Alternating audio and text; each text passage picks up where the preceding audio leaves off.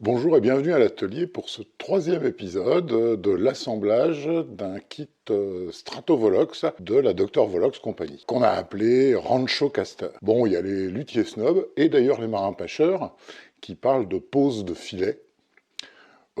Nous, on fait de la lutherie rock'n'roll, donc la semaine dernière, on a plutôt fait du cerclage genre tonneau. Avant d'atteler les rennes au traîneau et d'aller distribuer les cadeaux de Noël, parce que j'ai un autre métier, hein, on va s'occuper de la finition de ce corps.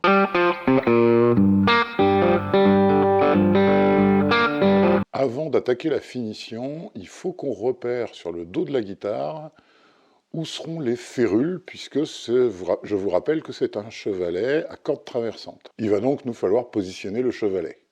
Alors, vous savez tous comment trouver cette position du chevalet, mais assez curieusement, très peu de gens connaissent l'origine. Alors, ne croyez pas les musicologues et autres blogueurs d'Internet. Cette chaîne ne recule devant aucun sacrifice, et je vais donc vous donner la vraie raison. En fait, sur le mont Sinaï, l'Éternel avait décidé de graver 11 commandements. Il n'avait pas assez de place sur 2 tablettes, donc il a mis un 11e commandement sur une 3e tablette. Malheureusement, cette feignasse de Moïse n'a redescendu que 2 tablettes, et a expliqué au peuple d'Israël, hein, c'est dans Exode 20-50, un psaume qui a été d'ailleurs effacé depuis. Il a donc expliqué qu'il avait redescendu que 2 tablettes, et ces mots ont été transcrits tels quels « j'ai pas 4 bras ». Sur cette 11e tablette, il était écrit « la distance sillet touche 12, tu doubleras pour trouver la place du chevalet ». Alors la façon dont la phrase est construite fait penser à certains théologiens que peut-être Moïse n'a pas rencontré Jéhovah, mais en fait, il a rencontré Yoda. Donc on est sur une touche Fender, donc c'est 647,7, presque 648. On met une marque. On positionne une règle de chaque côté.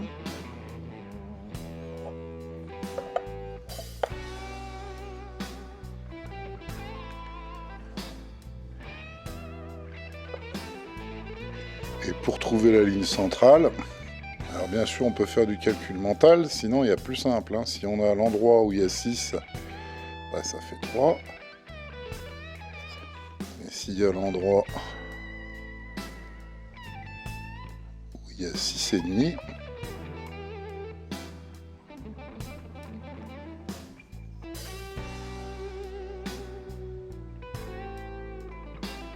ça fait 3,25.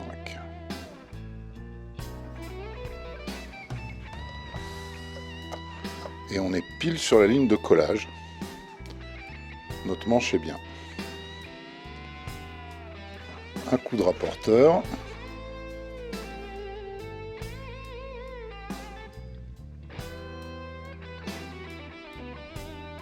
Là, on a notre ligne pour le 6.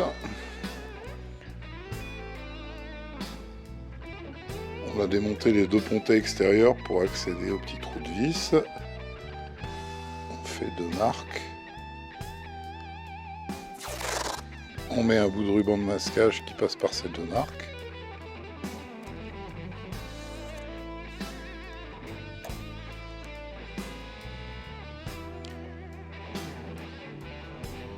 Ça nous permet de tracer à l'équerre les 2 emplacements.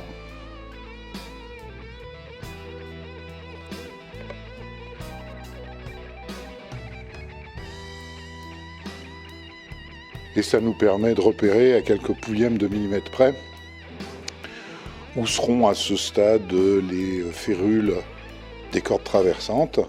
Ce qui nous intéresse surtout, c'est ici de faire une marque au milieu qui survivra au ponçage. Maintenant qu'on a ça, on peut poncer.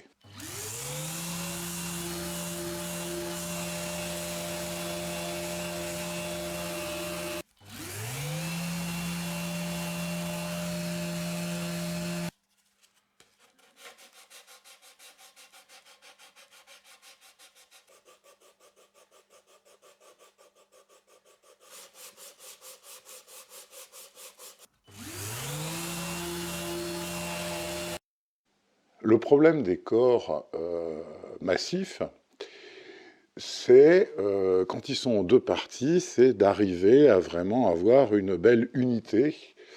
Et évidemment, l'idéal, ce serait de faire comme pour des tables, c'est-à-dire de refendre en portefeuille, mais il faudrait partir de plateaux qui feraient 10 cm. Ces plateaux-là, ça sèche jamais, ça gerce, ça se fend, enfin c'est une boucherie. Dans les kits de Nico, il fait très attention à ce que ça matche le mieux possible au niveau coloris émotif sur le dessus.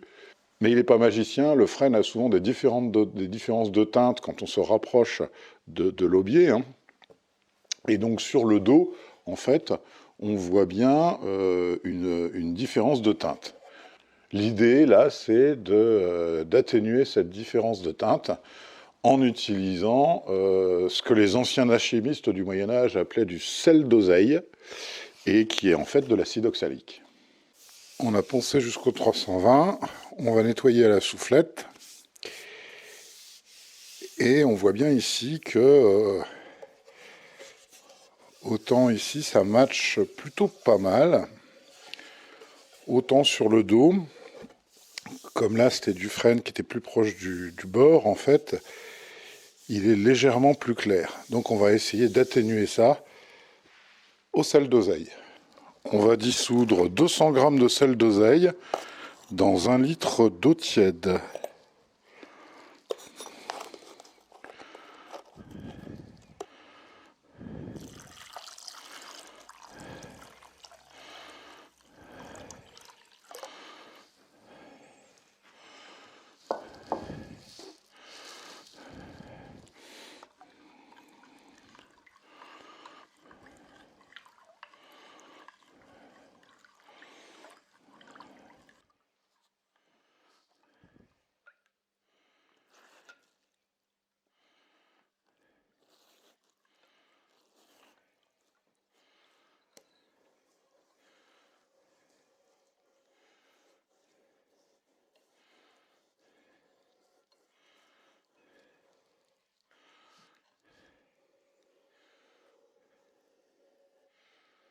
Et on laisse agir pendant 2 heures.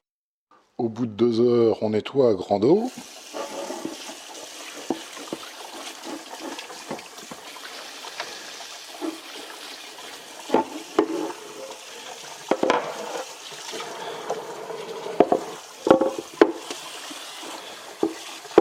Et on va stabiliser avec une solution moitié eau, moitié alcool.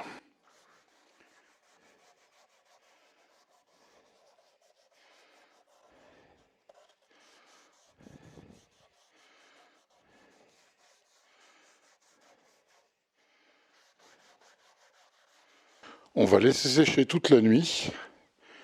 Et demain, on passera au Marbec.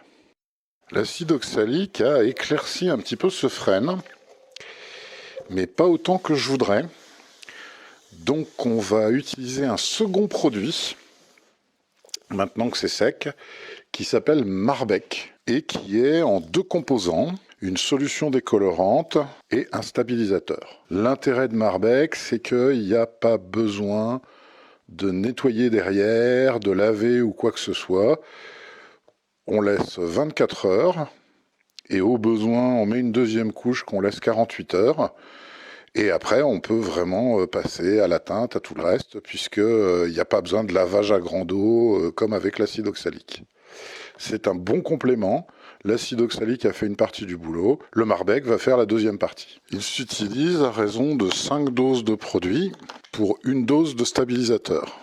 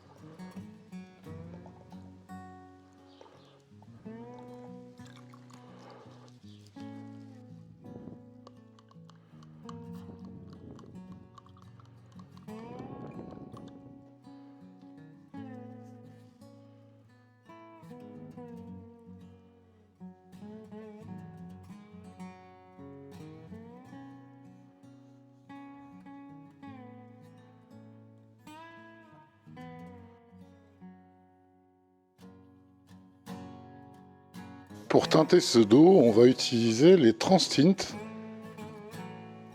et on va faire un lavis en fait, plutôt qu'une teinte, pour essayer d'avoir ce côté très bois de récup abîmé par le soleil. Donc on va mettre quelques gouttes de Dark Mission et une goutte de bleu.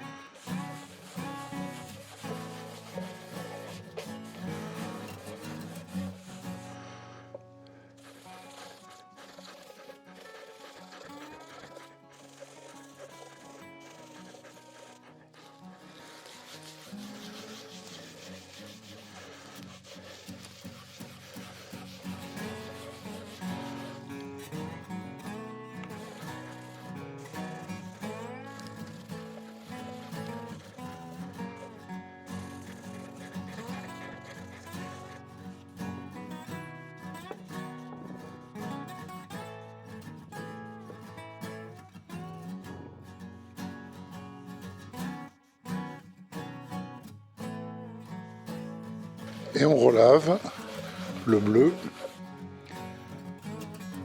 avec notre Dark Mission.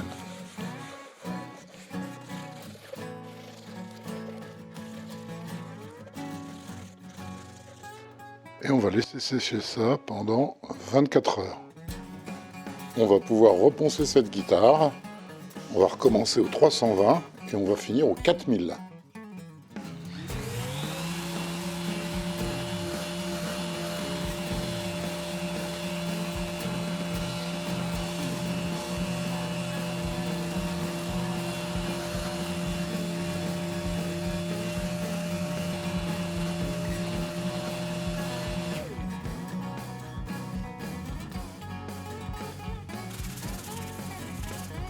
Avant la passe au 4000, on va nettoyer à l'alcool.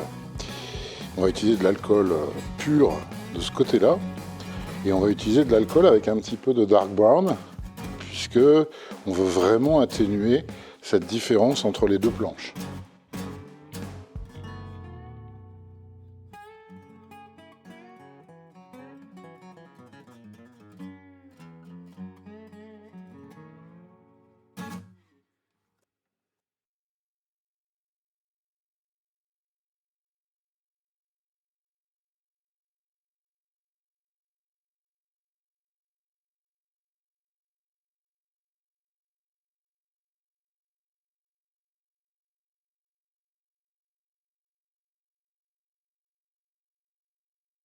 On laisse s'évaporer et puis on va passer du 4000. Bon, on va marquer score. Je vais utiliser la marque que j'utilisais dans mon ranch au nord de Sonora, au Texas, vers 1875. Par contre, bon, bah, ces fers ont disparu, hein, ils ont rouillé depuis 1875. Donc pour faire la marque, on va être obligé d'utiliser l'autre combine. Voilà, on a cet effet vieille planche qui a bien vécu au soleil, qu'on voulait. On va maintenant installer ce corps sur la CNC.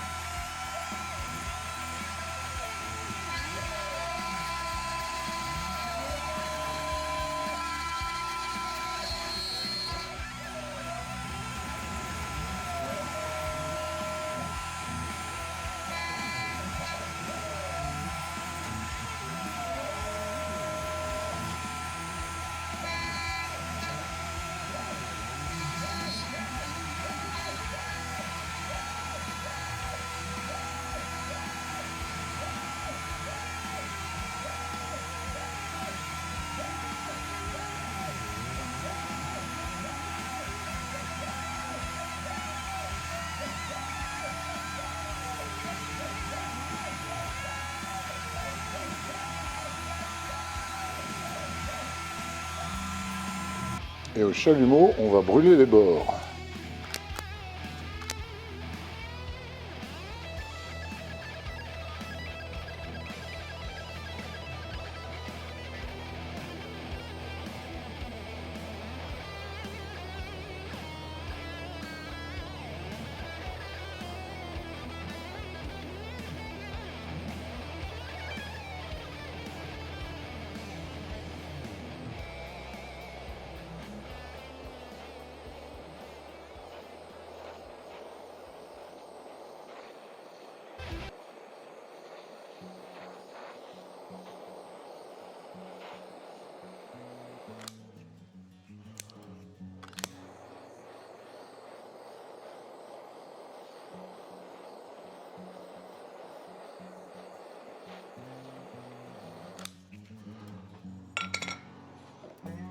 Et pour finir le look fer à marquer, on va utiliser tout bêtement de la peinture conductrice.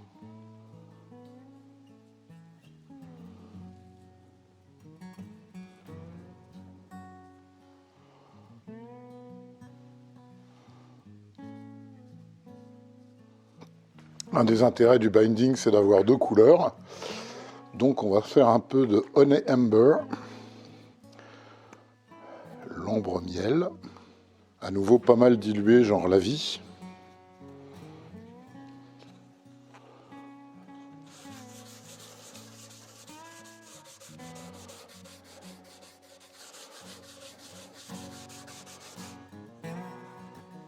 Et à nouveau, on verra au séchage si on le reponce ou pas. Il n'y a pas de vraie règle dans la teinte du bois. C'est vraiment des essais, de l'inspiration, des couches. On va alléger ce rembre au ponçage. Comme d'habitude, on va monter jusqu'au 4000, mais avant le 4000, on nettoiera l'alcool. Peut-être même que j'essaierai de nettoyer avec le même lavis dark brown pour rajouter un peu de profondeur. On va voir.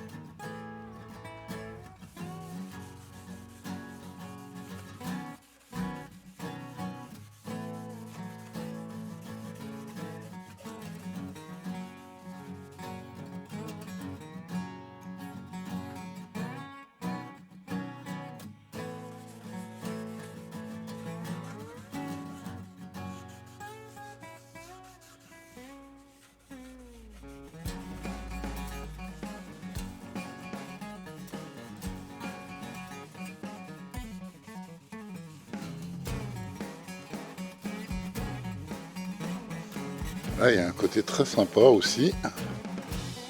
Ça change du jaune initial et on va mettre 2 couches de true oil.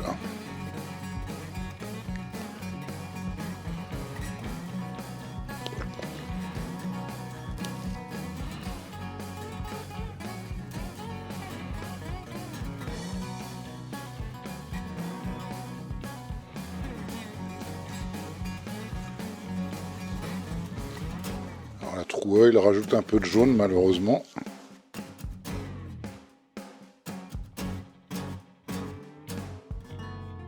On va percer le passage vers la jack.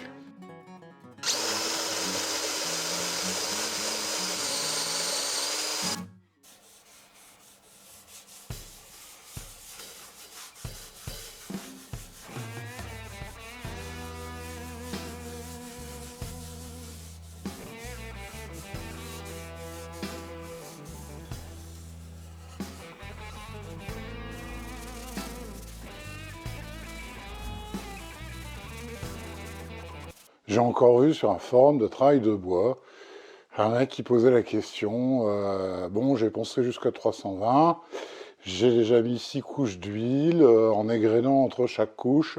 Est-ce que je continue pour avoir du brillant?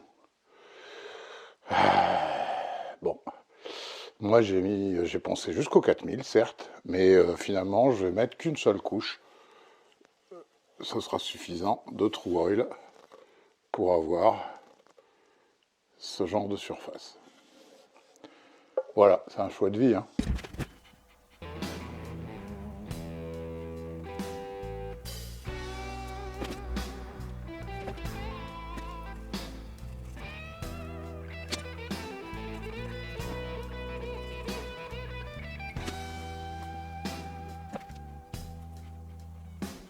On a bien avancé sur la finition de ce corps, le résultat me plaît beaucoup, vous me direz ce que vous en pensez dans les commentaires. Voilà, je vous souhaite de très joyeuses fêtes de fin d'année. Comme tous les ans, il n'y aura pas d'épisode le dimanche 1er janvier, mais on se retrouve évidemment en 15 jours où on parlera touche. Et en passant, hein, si ça n'est pas fait, vous vous abonnerez, vous cliquerez sur la cloche, vous partagerez, enfin les classiques. Et à la semaine prochaine.